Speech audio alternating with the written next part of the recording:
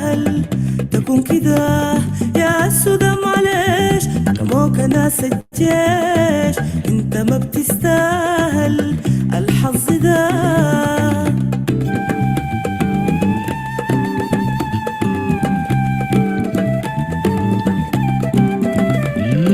يا سودان معلش حكموك ناس الجيش انت ما بتستاهل تكون كده يا سودان معلش حكموك ناس الجيش انت ما بتستاهل الظلم ده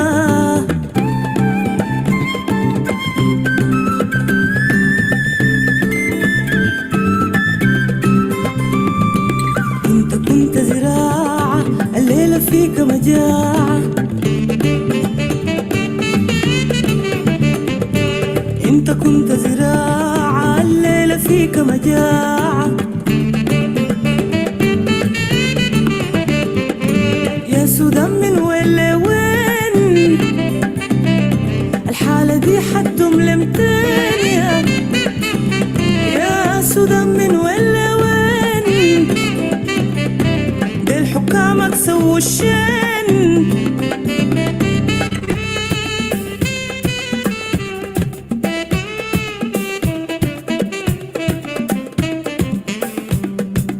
يا سودان الحب تلقاه يا سودان الحب تلقاه ويوما يا حبيب أولادك يرجعوا لك من الغربة يا سودان الحب تلقاه يا سودان الحب تلقاه ويوما يا حبيب أولادك يرجعوا لك من الغربة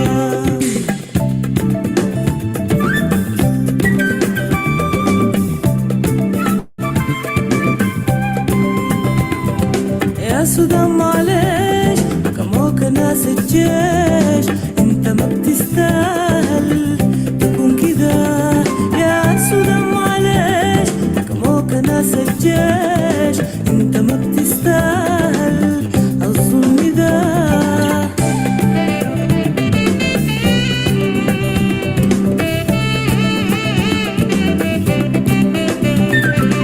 انت كنت زراعة الليلة فيك مجاعة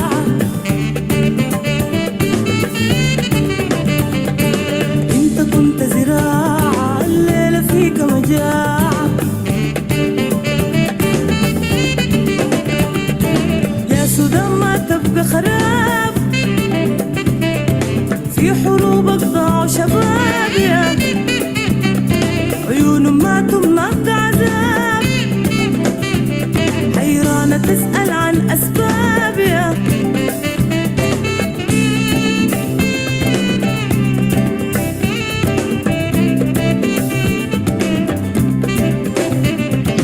يا سودان الحب تلقاه يا سودان الحب تلقاه ويوما يا حبيب أولادك يرجعوا لك من الغربة يا سودان الحب تلقاه يا سودان الحب تلقاه ويوما يا حبيب أولادك يرجعوا لك من الغربة يا سودان الحب تلقاه يا سودان الحب تلقاه ويوما يا حبيب أولادك يرجعوا لك من الغربة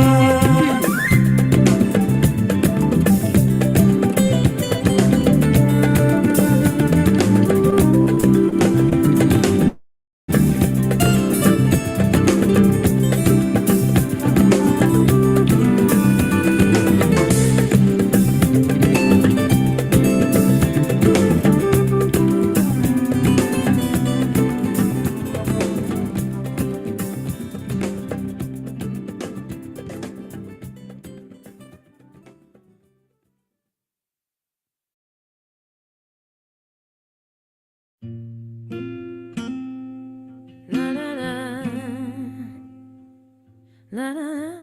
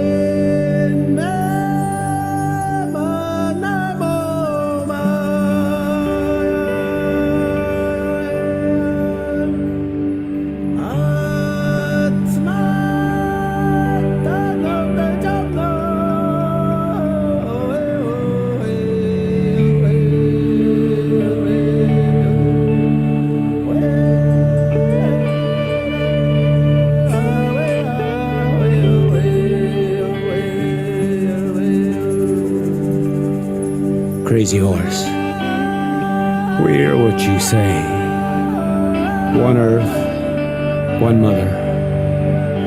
One does not sell the earth the people walk upon. We are the land. How do we sell our mother? How do we sell the stars? How do we sell the air? Crazy horse, we hear what you say.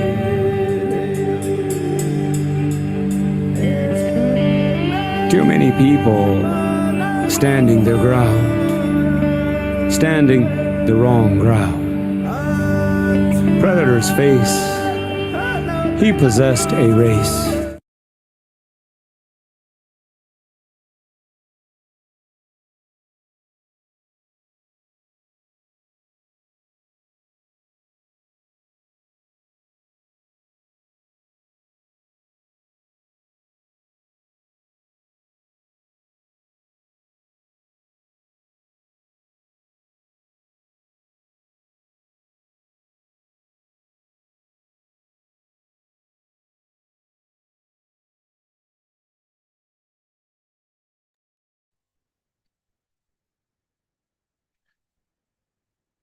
Greetings. Hello, Aquaba. Happy day to you. We hope you're at your highest level of health in all categories available to you.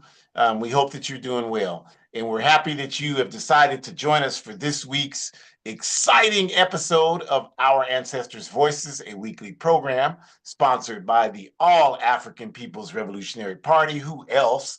And our topic today, the criminal effort to attack Sekou Ture's political legacy, the criminal effort to attack Sekou Ture's political legacy. And we really want to focus today on there is really a despicable tendency within leftist circles in the world today. And that tendency is these circles are dominated by the white left. And so typically what has happened historically is the figures that fall into the definition of the white left, then those are the ones who are advanced, or whoever they can claim as representing their worldview. Those are the ones that they advance. And for a number of reasons, which we'll talk about, Sekou Ture never fit into that category for the white left. He was never a darling of the white left. Not like Patrice Lumumba and Amilcar Cabral, and even to a lesser extent, Kwame Nkrumah, etc. And there are a number of reasons for that. And this is, we are obviously a political party that uh, follows the ideological tenets of Kwame Nkrumah and Amilcar Cabral, as well as Sekou Ture. So, those are our people. We are not confused. We study them intensely, and we know that nothing that they said or did was designed to uplift the positions of the people with a European perspective. So we're clear on that. But what we are saying is that there are a number of other people, for whatever reason, it could just be that their particular political experience, they couldn't find a way to fit that into the narrative that the white left wanted to articulate. Whatever the case may be, Sekou Ture was never one of their darlings. So we're going to talk about that today, and how not only that, but that there was such concerted efforts to destroy who Sekou Ture was and what his contributions were. So we thank you. We give honor and thanks to the indigenous people of the Western Hemisphere, their legitimate struggle to regain their lands back, which we stand in complete solidarity with them on. They have every right to do that. If you don't want to acknowledge the indigenous people's land, then I can meet you at the kayak store. I'll buy you a kayak and you kayak your ass back to Europe. And that would be the solution to that problem. So this is indigenous people's land, all of the Western Hemisphere. Whether you like it or not, we really don't care. And we also give honor and respect to our African ancestors who have struggled so mightily for us to be where we are today, just struggled over so much. I just completed a book that talked about how our people in up and down the central coast of Africa, the colonizers developed a process where when an African was captured who would resist, who had been resisting and was captured, they would take one of those ball peen hammers and they would make every effort to break every bone in that African's feet. And then once they did that, they would break every bone in their legs. Then it would break every bone in their thighs, in that area that they could. And then they would break the bones in their arms and their hands. And then they would crush their heads with these hammers. This is the experience that our people have had. Men, women, non-gender binary, this is the experience that they had. And so this is why we honor our ancestors, because they resisted, knowing that if they were caught, this was what they could look forward to, and they still resisted. And it is that strength and that courage and that dignity that drives us today. And we're just honored to be who we are. We're honored to be descendants of who we descend from. We're honored to continue their legacy of courage and dignity for those that come after us. We don't want to be, we have respect for everybody in the world who respects us, but we don't want to be anybody else. We want to be the political heirs of the masses of African people and wouldn't have it any other way. So we are proud to continue that legacy. And we just start like we always do by acknowledging, for those that may not know who we are, Our Ancestors' Voices is sponsored by the All African People's Revolutionary Party, APRP, which is a revolutionary, independent, mass, Pan-African political party with its base in Africa. And our objective is Pan-Africanism, which we define correctly as one unified socialist Africa. I really love our African Liberation Day theme for 2025 all over the world. Africa for the Africans, Pan-African unity, not acknowledging the colonial borders, and the question of socialism over imperialism. These are the critical, this is ripping the Band-Aid off to the core.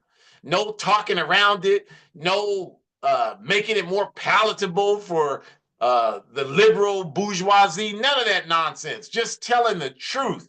And if you can't take it, take some headache medicine, because there's more on the way. And our work to achieve Pan-Africanism is in Kwame Nkrumah's Handbook of Revolutionary Warfare. Yes, I'm fired up. I'm always fired up. I feel good to be alive and to be able to strike a blow. I'm getting ready to take a trip in a few days to do there's some people that have the audacity to stand up for humanity and are calling on the community to support the undocumented people, and these white terrorists want to threaten them and challenge them. So I'm getting ready to take a trip so that if those scum show up, we can send them right to hell where they rightfully belong. I'm fired up as I can be and happy to be able to sit here and be a person of conscience that's dedicated to trying to make a contribution to make the world a better place. That's it. That's all that matters to some of us. So this work to achieve Pan-Africanism is just that. It's a work to unite all of the forces on the ground into one body, and we are going to do it. We don't care who doesn't believe it's going to happen. While you sitting there talking about it ain't gonna never happen, it's happening. It's already happening. We're on the move, and no force on earth will stop us. And Our Ancestors' Voices, it's a program hosted each week by myself, Ajamu, and my biological and ideological daughter. And so to get us started, I will hand it over to Dr. Shakura Umi. Thank you so much. I wasn't ready for that. Thank you. I appreciate it. Greetings, everyone. Hello, hello. So we must first talk about the imperialist principles and powers that are at play here if we are to talk about the sabotage of our comrade Sekou Ture. This means that we need to look at the breadcrumbs, if you will, that have already been laid out for us, because this is not a new concept of sabotaging someone of principle, someone of ethical background.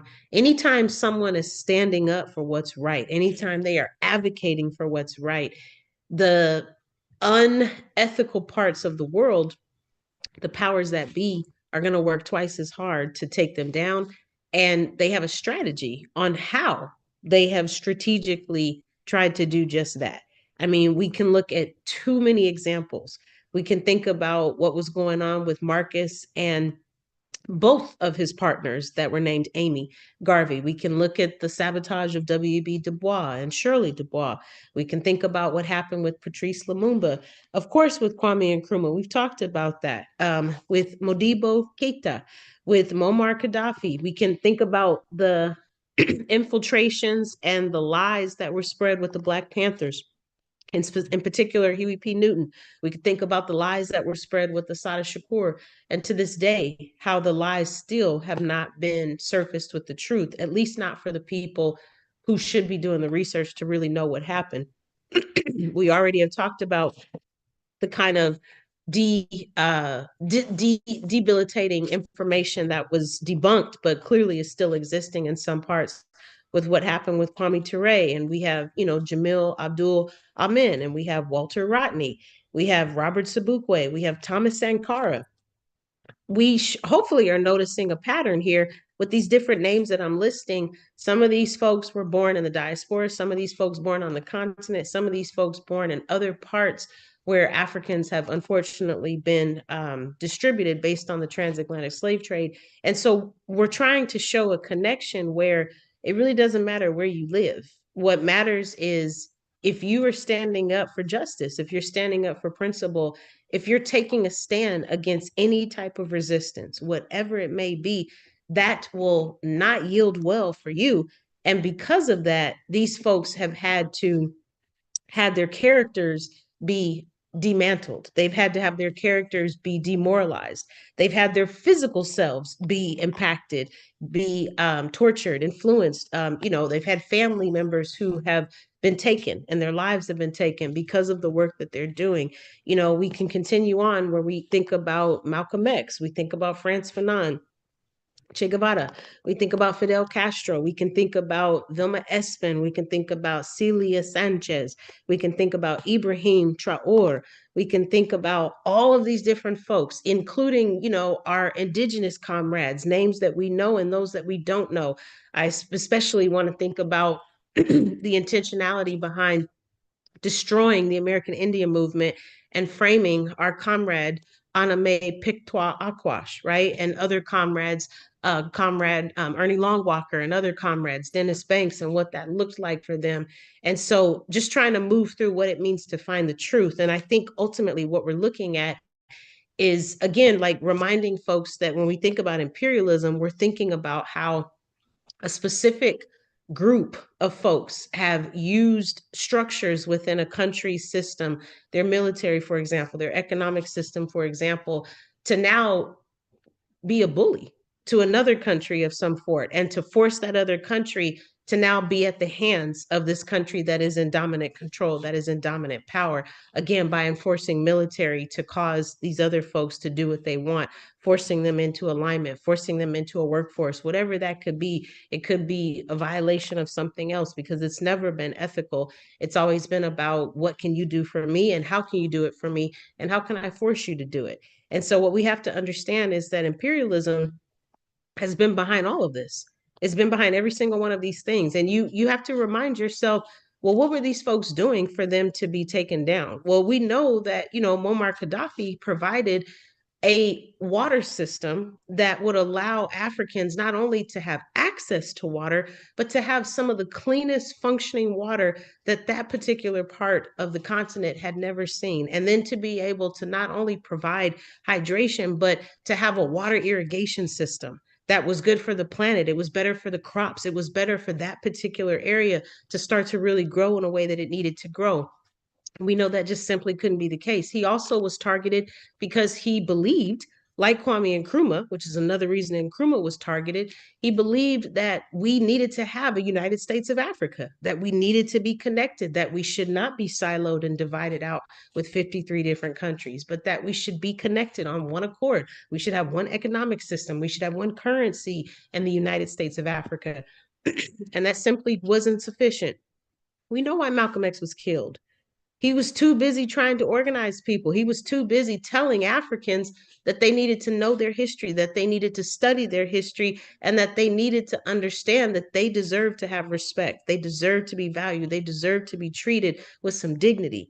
And that simply was not sufficient, and he had to go, right? We can think about so many different examples. We know why Assata Shakur had to go, because no one in their right mind is willing to admit that she had nothing to do with killing that police officer. But people who know the truth know the truth. And because of that, we can think of even other examples where folks have been forced to be criminalized and demoralized because they were actually standing up for folks. We always think of the examples when we think of the seminars of Che Guevara. We think of the examples when we think of Marcus and Amy, both Amy Garveys. We can even think of examples of what was going on when we think about Walter Rodney and even Thomas Sankara. And so again, like we need to understand that this is risky, you all. We're living in a world where, Comrade Ajamu just talked about going to Oregon to help resist folks that are xenophobic, that are, against folks that are here, most likely on their own land, but because they don't have official paperwork, if you understand my sarcastic tone, that therefore they need to leave this country. But the actuality of it all is you have to be willing to stand for something, or you will fall for anything.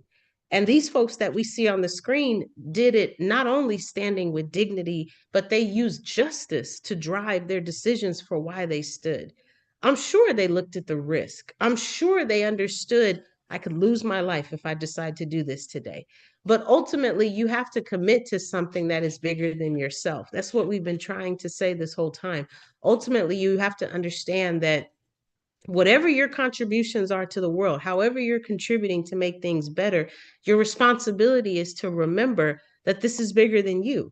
And if you're able to do that, then you can look past the fear that you have. And that's okay if you have fear. It's okay if you're worried. It's okay if you're concerned or you're not sure. All of those are normal feelings to have because we don't live in a society where people matter. So you should be fearful. You should be afraid. You should be terrified because at any point in time, your life could change and things could look very different for you and your family. That is a true statement. But ultimately, you have to ask yourself, if that is the case, and if you already know that at any point your life could be terminated, if at any point you could be victimized to a crime, you could be targeted because of your melanin, because of your gender, because of your sexual status, whatever, then at the end of the day, if you already know that you're already being watched, if you already know that you're already being targeted, shouldn't that be all the more reason for you to fight? Shouldn't that be all the more reason for you to resist? Shouldn't that be all the more reason for you to give it your best shot? Because if the ultimatum is that you're going to be targeted either way, at least this way you literally stand a fighting chance, and you also have the opportunity to determine the kind of dignity that you want your story to tell. Anybody can tell your story and say that you were cowardice. Anyone can tell your story and say that you did not fight back. Anyone can tell your story and say that you sold out because capitalism offered you enough money. Anyone can tell that story. But if you actually stood for principle, if you actually stood for justice, if you actually stood because you understood collectively that this is bigger than you, this issue is bigger than you, this challenge is bigger than you, xenophobia is bigger than you, and you would like to fight back against it, you would like to resist against it, then you also have a responsibility of understanding that now you get to create your own legacy. And everybody might try to tell a story that is based on a lie, just like they've tried to tell stories that are based on lies for the names we see. But you also have to trust that society will do their own political education research, and they will find the truth of how you stood up, how you resisted. So all that fear, all that concern, all that worry, it's going to have to dissipate because ultimately you have to make a choice. And at the end of the day, as scary as it can be, in my opinion, it's scarier to not have a say in how you choose to leave this world. And at least if you have a say in that, then you have some backbone. At least if you have some backbone, then you're pulling from your ancestors because they too had backbone. They too were able to teach you what we needed to do. And they too were scared. They too were frightful. They too were fearful. They had all the same feelings that we had, only I would say 10 times worse because they didn't have the same luxuries that we have. They didn't have the internet. They didn't have data. They didn't have the same kind of, when I say data, I mean like virtual spaces and being able to exist, non-physically, but behind a screen. They didn't have those kind of things. They didn't have the ability to communicate as fast as we do. They didn't have the opportunity to be able to get information out to people in a mass independent way that we can now. They also didn't have the same number of organizations that they could lean on the way we do today. But all of that has to be figured out from us doing our political education. We have got to do the research to figure out what is out there. And we also have to show up. If you have an African Liberation Day event that's taking place where you live, or even if you can log in virtually, you should be showing up for these events. You should be showing up when these talks about immigration are taking place. You should be showing up when these talks about international students having their visas removed. You should be showing up for that. Because if you don't have any information, and if the only information you're getting is based off of CNN, we've already talked about how that's one-sided. We've already talked about that. And at this point, you should know that imperialism has something to do with these students who are working their behinds off. I should know, working their behinds off to get their research done so that they can graduate and support their families only to have their visas removed. That was not a part of their plan. I promise you it wasn't. They are trying to do what they can so their families can survive. And so for us to know what's really going on, we've got to do the research. And we can't rely on CNN to tell us that because we know CNN is one-sided. We know Fox News is one-sided. We already know that. We've talked about that. You're not going to trust the master to tell you the truth. Don't do that. They will lie to you every single time, and they will have no problem with it because they are not humane. They are not ethical. They are not justice. They are not interested in giving you information that's going to help take their system down. That would be like shooting themselves in the foot. Why would they do that? So we have to think smarter. We have to be able to anticipate that. For any people who play chess, you need to be anticipating what your opponent is going to do. This is chess real life, capitalism and imperialism 101. Next slide, please. So we have to understand that. And in doing that, we also have to understand these folks have had their legacies discredited for a reason, because in doing that, it allowed the imperialists to be in better control of the narrative. It allowed the imperialists to be able to manipulate what was not real into convincing us that it was. And we know how they attacked was they used intentionality propaganda. They used, more specifically, over and over messaging that would start to recreate the image of what we were starting to believe was actually, the case. Instead of us, of course, knowing, how to tap into our own political education, to do our own research. But this is why they started painting all these pictures.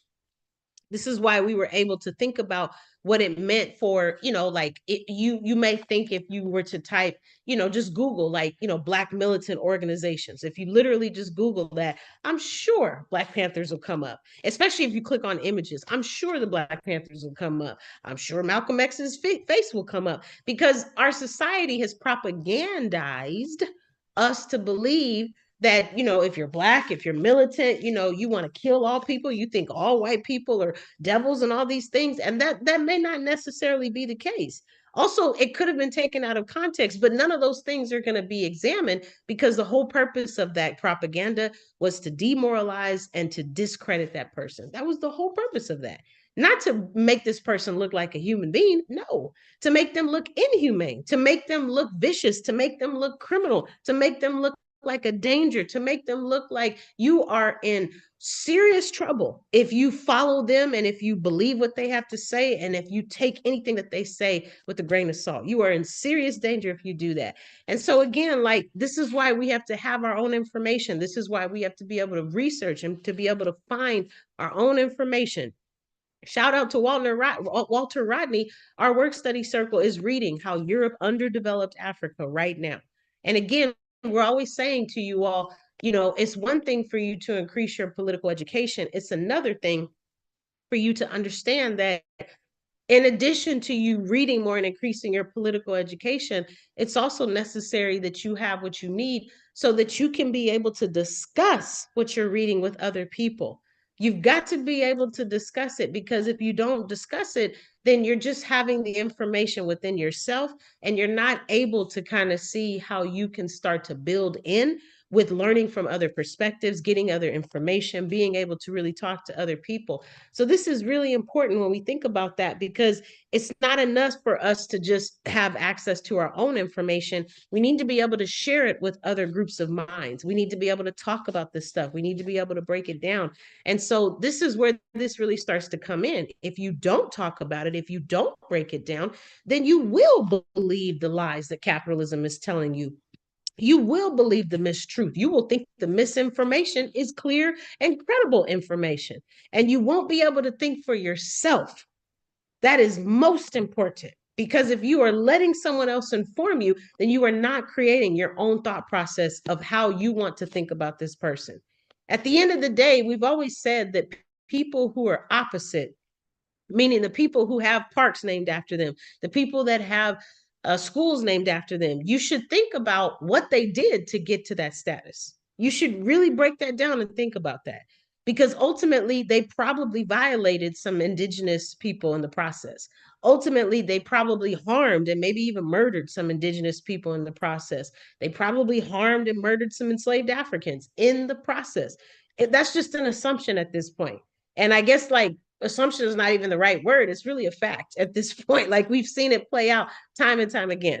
There's a park that's 20 minutes from my apartment named, I forgot the man's name now, because his name doesn't deserve space in my brain. Tom Lee. I'm sure you'll correct me, Daddy, but he was one of the founders of the Ku Klux Klan, one of the chapters here. And he's got a beautiful park. It's a beautiful park. My point is, we know what he did, and he's being celebrated, which is why he has a park named after him. So I think, Nathan Bedford, that's his name, Nathan Bedford Forest, because it's the Nathan Bedford Forest. I got it. Anyway, so this is my point. You're not going to get a park named after you if your name is Kwame Ture. You're not, because you are painted in a different light. But it's up to us to study what Kwame Ture's character really did, how he contributed to so many advances in the African community, and to so many ways that we as Africans are carrying ourselves now. I continue to think about the sacrifices that he made towards the African movement so that we could be in the positions we're in, where we can say with pride that, we do need to fight for a United States of Africa. But that was initiated because of chants like the Black Power movement, right? That was initiated because of chants like Black Power, right? And what it means for us to understand that we need to have respect. And Kwame Ture was a huge part of building into that, a huge part of building into that. If we even think about what was going on about Patrice Lumumba, they were happy to say that he was a thief. They were happy to say that Nkrumah took from the national treasury in Ghana, making him look like he couldn't be trusted with the money. They were happy to say that Gaddafi was a terrorist, and there was no way that water program, the irrigation system, would be able to sustain itself. They were happy to say that the Black Panther Party didn't even like Europeans and was anti-white, right? They were happy to say that Sar Shakur was another terrorist, right? And so there's all these different ways. Even the Cuban Revolution is a horrible, horrible entity, because it kidnapped Assata and it made it, it took her away and all this stuff. And so, like, just being able to break this stuff down, you all, we're talking about two different things as I prepare to close it back and turn it back to Comrade Ajamu. We do not live in a society where you have the authorization or the consent to think for yourself. That's problem number one, which is why you need to resist every day. And the second issue is, because capitalism and imperialism don't want you to think for yourself, that means you need to work twice as hard to really gauge the information that they're giving you. Because 9 times out of 10, you should not be able to trust it, because it's not based on honesty. It's not based on facts. It's not based on what the reality really is. What it's based on is their agenda. their propagandized agenda and being able to push that into really helping to see that, right? And so, there's so many different ways to think about that. But even the photo we see, Kwame Ture, formerly known as Stokely Carmichael, comes before them to testify. And this was in front of the House of Un-American Activities in the 1970s. And even this testify, the penalty for not testifying was imprisonment. Now, what Kwame did, his attorney advised him, to go and to assert his Fifth Amendment and not speak. And that's what he did.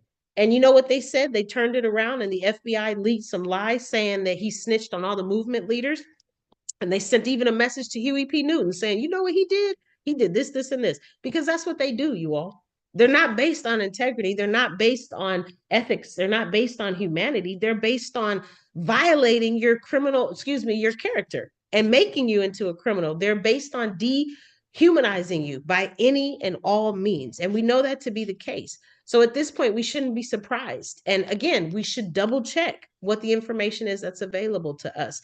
The best way to double check it is by joining an organization that's working for justice. But if you can't do that, and if you're not ready to do that, then at least supporting Pan-Africanist organizations and the events that they're hosting, like African Liberation Day, which is coming up very, very soon. You should register for the virtual seminar if you cannot go to an in-person event. Ashe.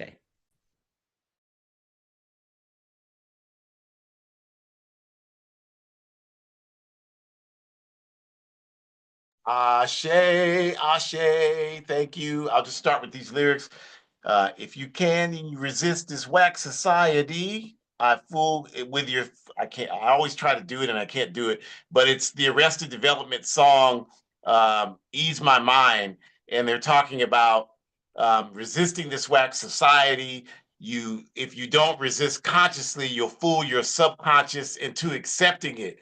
And then they say, I ain't accepting it. I ain't accepting it. I keep my focus. I ain't accepting it.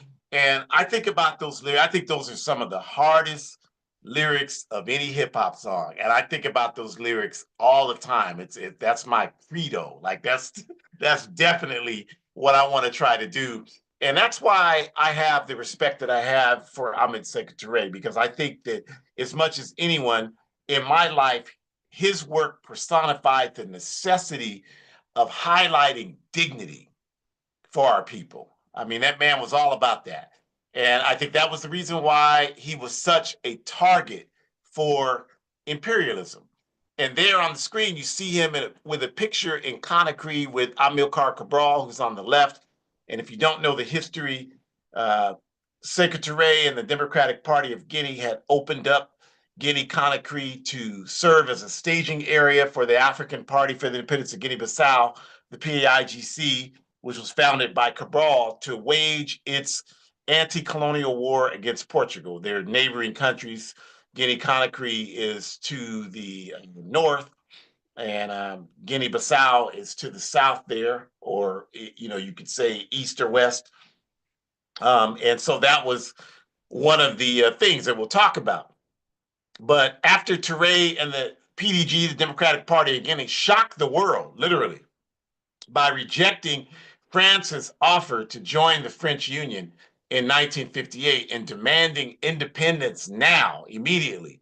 Ture said, we prefer freedom in poverty than slavery and riches. We want independence now. They didn't want to be a part of the French Union. And clearly they were correct, because even today in 2025, the French Union holds 8 African countries hostage by having them rely on the CFA franc currency. And the French government holds 50% of all of those countries' annual revenues in their operating account, the French operating account, with only the promise of making sure that the CFA franc would maintain the value of the French franc, which means nothing in terms of advancing the quality of life for the African masses. But this is why Sekou Ture and the PDG made that decision 66 years ago.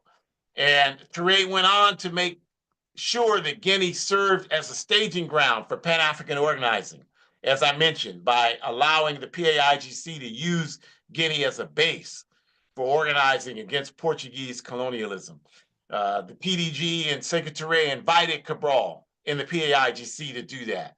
And then when Kwame Nkrumah was illegally overthrown in a Central Intelligence Agency inspired coup d'etat in 1966, February 24th, the PDG and Sekou Ture invited Nkrumah to come to Guinea, and Nkrumah became co-president with Sekou Ture of Guinea, and making Nkrumah the only person in human history to be president of two different countries. This infuriated imperialism, all of this. And it didn't stop there, you all. Sekou Ture and the PDG greatly inspired the U.S. civil rights and Black Power movements. In fact, I would argue that it was Sekou Ture and the PDG that played a significant role in further enhancing the militancy of the civil rights movement in this country that moved it into the Black Power era. And they did that by several things. First, in 1959, immediately after Guinea was independent, the PDG sent a delegation led by Sekou Ture here to this country to meet with the administration of Dwight Eisenhower. And they did that. And one of the first things that these U.S. capitalists did is they kept trying to get Ture and the PDG to accept these aid packages because they were worried about the Cold War. They wanted Guinea to side with imperialism against the Eastern Bloc, the Soviet Union, and all those countries in the Cold War. So they were trying to bribe them with these aid packages. And Sekou Ture and the PDG would hear none of that. They kept saying to the people, we want dignity and respect for our people. But these racist crackers here were so racist that they thought that Ture was just talking about Africans in Guinea, but he was talking about Africans, period. So his next demand to these crackers is that I want to take my delegation on a tour of the southern U.S. because Sekou Ture and the PDG wanted to see how African people in this country were being treated in the racist Jim Crow segregationist South. And of course, the crackers scurried like, oh, we can't have them see that. And they said, no, we're going to the South. So they went anyway. And they confirmed what they already knew from all of the research that they had done, that this was a racist, backward capitalist country. And they came back and they told the crackers in DC, we don't want your aid. We want dignity for African people. That, again, placed Sekou Ture firmly in the crosshairs of imperialism. And then to add insult to injury, Sekou Ture invited a delegation of the Student Nonviolent Coordinating Committee, SNCC, one of the most prominent and certainly one of the most militant civil rights organizations in this country, to come to Guinea in 1964. And that delegation was led by people like John Lewis, who later, of course, you know, became a congressperson in this country. And as well as other people like Cleveland Sellers, who was the program director for SNCC, and Ruby Doris Robinson Smith, who was also central to SNCC's planning and was a chief spokesperson against patriarchy within the Student Nonviolent Coordinating Committee. And Miss Fannie Lou Hamer, who was a leader in the Mississippi Freedom Democratic Party, which opened up voting in this backward-ass country.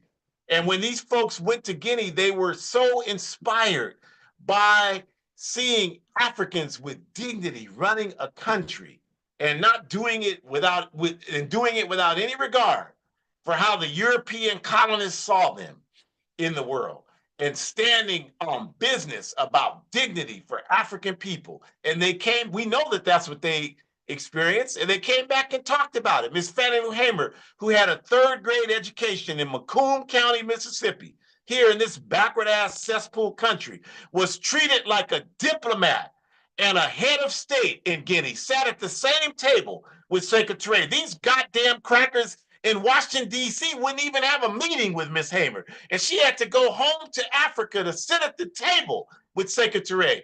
And they treated her like she was a dignitary. These are not Ajamu's words. This is what Miss Hamer said in her report.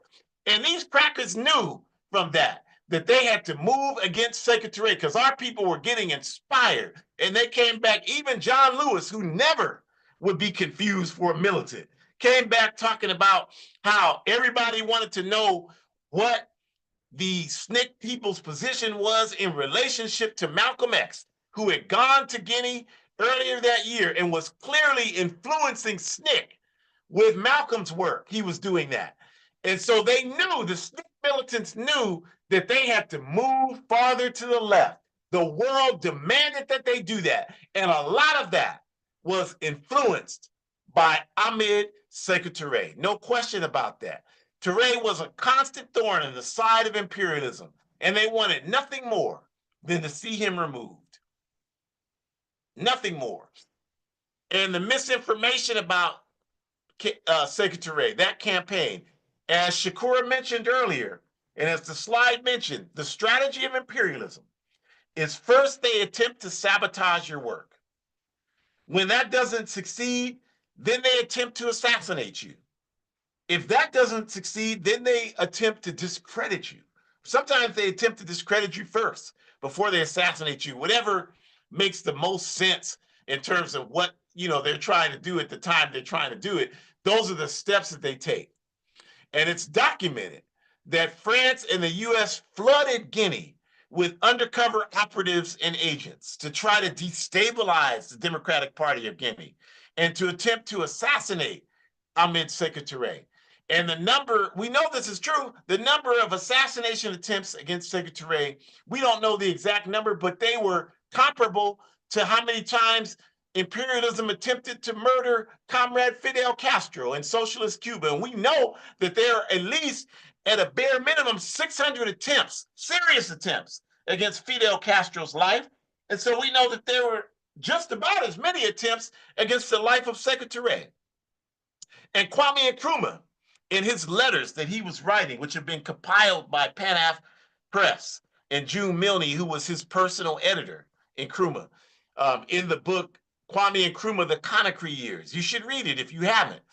And in that book is a compilation of the letters Nkrumah wrote and received after he moved to Guinea-Conakry, after the CIA illegally overthrew his government in Ghana. And he spent several years writing letters to people like Kwame Ture, who was Stokely Carmichael then, and Julia Wright, the daughter of Richard Wright, and Shirley Graham Du Bois, and all of these wonderful folks who were involved in the movement.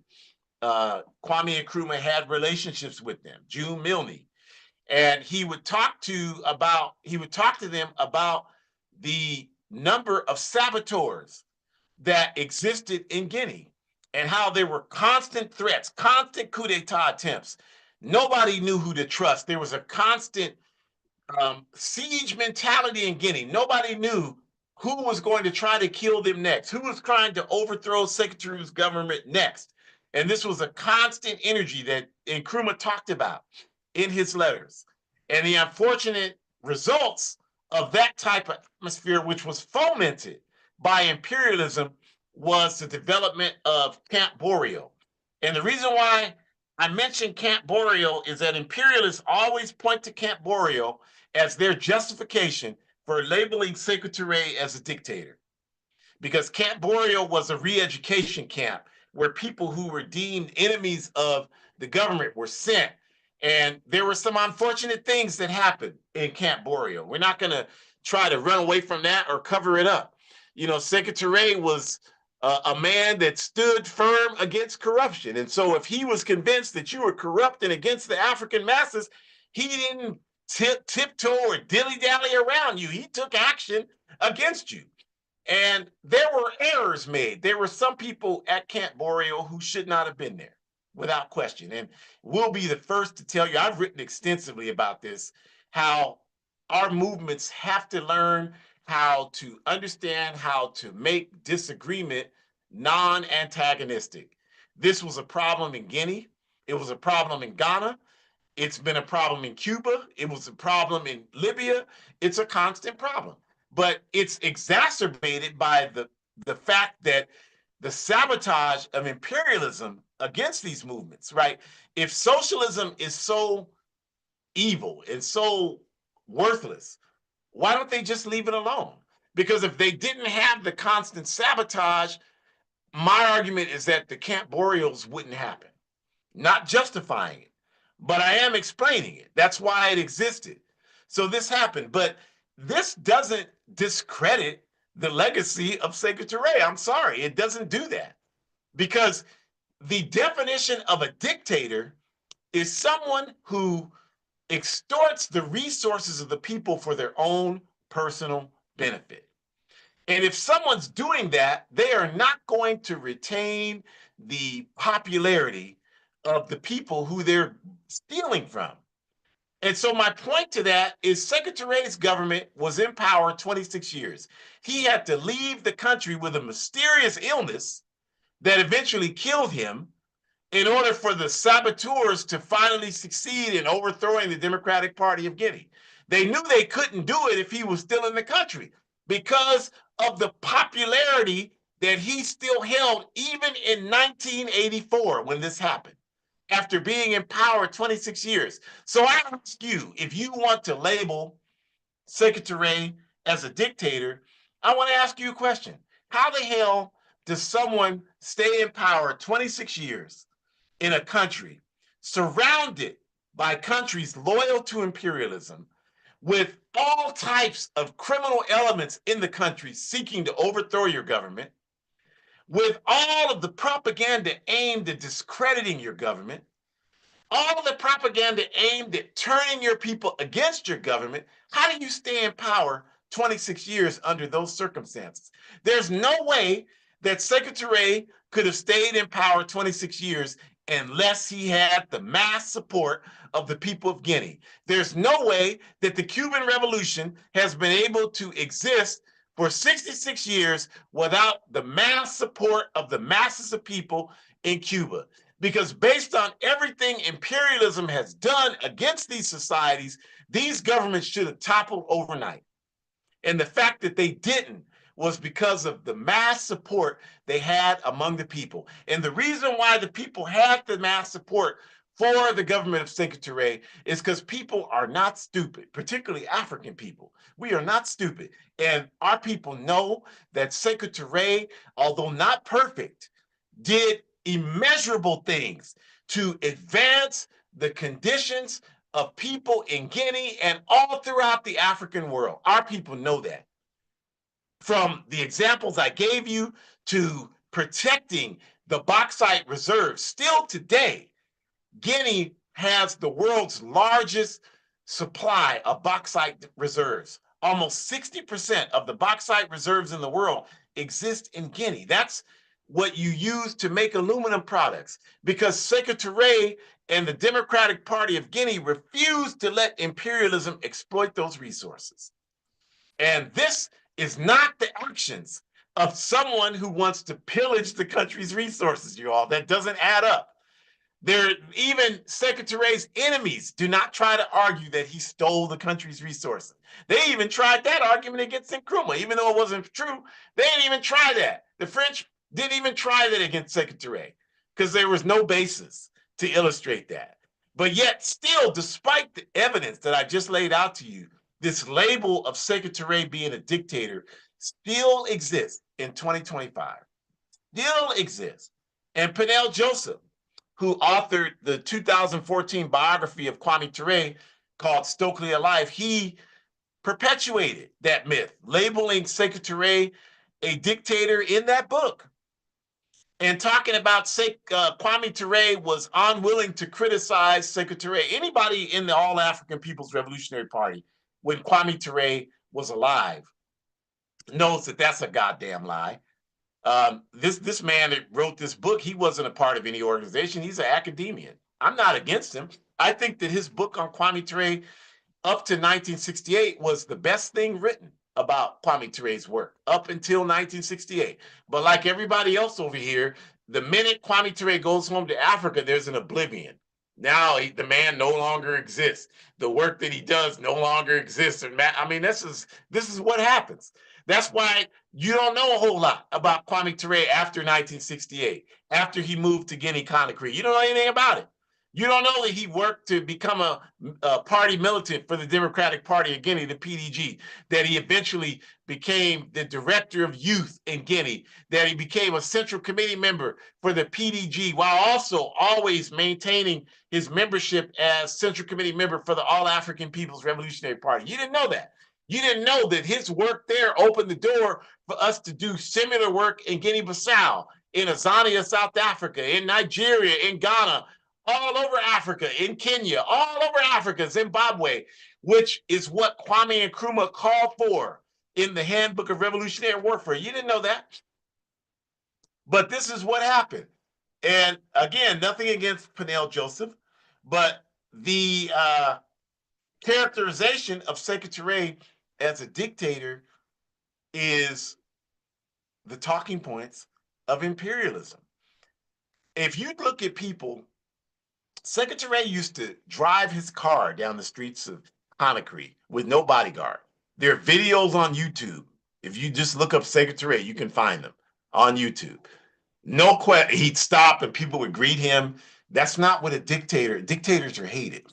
Dictators are people like Mobutu in the Congo, or what Mobutu called Zaire. The people knew he killed Patrice Lumumba and that he sabotaged any effort to bring liberation to the Congo, and that he was definitely stealing the resources of the Congo, and that he was a partner of the CIA. Everybody in the Congo knew that. Everybody in Africa knew that. How the hell does a military man in Africa become the richest man in Africa, which Mobutu was for many years, 60s, 70s, and 80s? Unquestionably, he was that. How the hell does that happen? Unless you're corrupt from the bottoms of your feet to the tops of your head. And everybody knew that. And that was not questionable. That's a dictator, you all. Not somebody like Kwame Nkrumah. Not somebody like Sekou Ture. So the takeaways from this is that the definition of a dictator is someone who controls every aspect of the country, including stealing all of those countries' resources. Kwame Nkrumah stole nothing from Ghana. Amilcar Cabral stole nothing from Guinea-Bissau. Patrice Lumumba stole nothing from the Congo. Sekou Ture stole nothing from Guinea. Modibo Keita stole nothing from Mali. Ibrahim Traoré is stealing nothing from Burkina Faso today. Muammar Gaddafi stole nothing from Libya. This man used to walk down the street in Libya in plain sight in Tripoli with no bodyguards. Your beloved Barack Obama wouldn't walk 2 feet in front of a mass of people in this country. And you know that's true. You know that's irrefutable. You can't say I'm lying about that. Fidel Castro didn't steal a dime from the Cuban people. And the Cuban people knew that. Yes, they disagreed with some of what he was saying. That's what happens in a truly democratic society. But in order to have democracy, you got to have information. And then you can agree to disagree. It's your society. You're supposed to do that. That's a part of the process. But Sekou Ture not only didn't steal any Guinea resources, he actively prevented that from happening from the capitalist countries, as I explained to you with the example of Guinea's vast bauxite reserves. So today, it's very clear that the only thing Ture left the earth with was the dignity in which he carried out leadership within the African Revolution. There's zero evidence of any personal corruption or any benefit or gains by Sekou Ture. And for true African revolutionaries, that is the reason that he remains a strong inspiration for us. When Malcolm X went to Guinea in 1964, his daughter compiled a list of Malcolm X's letters. The letters were handwritten, and they were in a box, a cardboard box, that Gamila Shabazz, one of Malcolm's daughters, had in her basement. She was not able to pay the rent. The letters were the house, she was evicted from the house. All of the properties were confiscated by the European that owned the house in New York State. And the youngest daughter of Malcolm, Ayatollah Shabazz, she had to sue the cracker to get the letters back. And she published a book just a couple of years ago. And Malcolm in his letters talked about being in Guinea. And he talked about how Sekou Ture talked to him nonstop about, you are fighting for the dignity of our people. That's what we need, is dignity. And Sekou Ture was 100% correct. And I think If you want to know what the legacy of Sekou Ture is, it's illustrated in the picture you see on the screen here. This is taken in front of the PDG headquarters in Guinea-Conakry in 1997. And there are cadre organizers. All of them are cadre organizers in the AAPRP, and they are also cadre organizers and central committee members for the AAPRP, the PDG, the PAIGC in Guinea-Bissau, the CPP in Ghana, the Pan-African Union of Sierra Leone. All of these Africans are in these dual roles, in these dual Pan-African formations in Africa, bringing to existence the work outlined by Kwame Nkrumah in the Handbook of Revolutionary Warfare. This is the work of the All African People's Revolutionary Party, and that work that you see represented in this picture in Guinea-Conakry in 1997 has flourished all over the African continent today. I've had the opportunity to participate in a lot of this All-African Committee for Political Coordination work all over Africa. It's there, it's building every day. We just had an announcement last weekend that our comrade organizers in Burkina Faso have launched work in Niamey, Niger now. So now we have work going on consistently there. This work is moving, you all, whether you like it or not, whether you know about it or not, it is moving, and we will be free. And none of this would be happening without the humble contributions of Ahmed Sekou Ture. So we don't care what you think. We love Ahmed Sekou Ture, and we are inspired by his example. And we learn from his errors. We don't repeat his errors, and we build on his strengths. And we say, Viva Sekou Ture.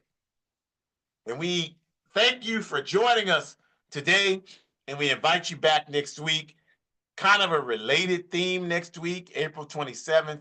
April 27th is the date that Kwame Nkrumah made his physical transition in 1972. And so we're going to talk about the mysterious death of Kwame Nkrumah. It might have been prostate cancer, but we don't believe that he just organically developed prostate cancer. And so the program next week, we're going to be talking about why we say that. So we invite you to join us. The red and white QR code in the upper left, you can scan that and you can get all of the AAPRP programs, like other broadcasts like this one. Hood Communist is there. You should support Hood Communist. You should support all of the other AAPRP programs, including this one, Our Ancestors' Voices. And then the blue and white QR code, contribute to support African Liberation Day 2025. Your contributions will go towards all of our African Liberation Day commemorations on the ground throughout Africa. And we have a number of them. So make any contribution that you can. Even $5 is appreciated, but don't be stingy. Support the African Revolution. You click on the blue and white QR code. It will direct you on how to do that. So please do that today. And if you're in Northern California, we have a program tomorrow here. It's an African Liberation Day teach-in, Africa for the Africans, revolutionary Pan-African unity across borders in the battle for socialism against imperialism. That's our 2025 theme all over the world. So here in Sacramento, it's at 3320 Broadway at the Community Movement Builders, the Shakur Center, from 6 to 8 p.m. Come out tomorrow, tell somebody. We're going to be giving a teach-in on African Liberation Day. And we want you to come out so you can spread the word. So please, if you know somebody in Northern California, if you're not here, let them know. And if you're here, there's no reason why you shouldn't come out and join us. So come on out. Join the All African People's Revolutionary Party. Go to aaprp-intl.org and join the party. You watch a video, you can get information on it. Just do it. Stop talking about that you're going to do it and do it. We need your help. So go ahead and do it. The bottom QR code, Burkina Books. Now we're not only just in Burkina Faso, but as I mentioned just now, in Niger. So become a monthly sponsor as little as you can sponsor every month, as much as you can sponsor. When the comrades opened the ceremony for the new center in Niamey, Niger, they said that this was possible based on the international support of comrades like you, if you're a monthly contributor. I am. So donate what you can. Support the African Revolution. And lastly, my book, A Guide for Organizing Defense Against White Supremacist, Patriarchal, and Fascist Violence, A Guide for Organizing Defense Against White Supremacist, Patriarchal, and Fascist Violence. It's only $8 US. You can only buy it on Amazon. I've talked about that a million times. I'm not talking about that anymore. If you're still stuck on that, that's your own goddamn problem. You just don't want to support work to liberate our people. That's all that is. But if you can get beyond that kind of foolishness, I use 100% of the proceeds to finance our anti-fascist work. I mentioned at the beginning of the program, I'm going to be doing some very dangerous anti-fascist work this week. And whatever support, I'm spending a lot of gas money, a lot of other resources to do this work. Whatever support you can give is appreciated. So even if you have the book, buy some more copies and have a study group with it, and tell other people. Order it for your local library. Do some activist work. Don't just say, well, I bought a book, so I already made a contribution. That's not how this works. You got to be consistent. You got to follow up. So help us out. Help us build. We're building. We're doing everything we can. We need you to jump on board. So do all these things. They're all very important. We appreciate you. Forward ever, backwards never. Enjoy the rest of your day.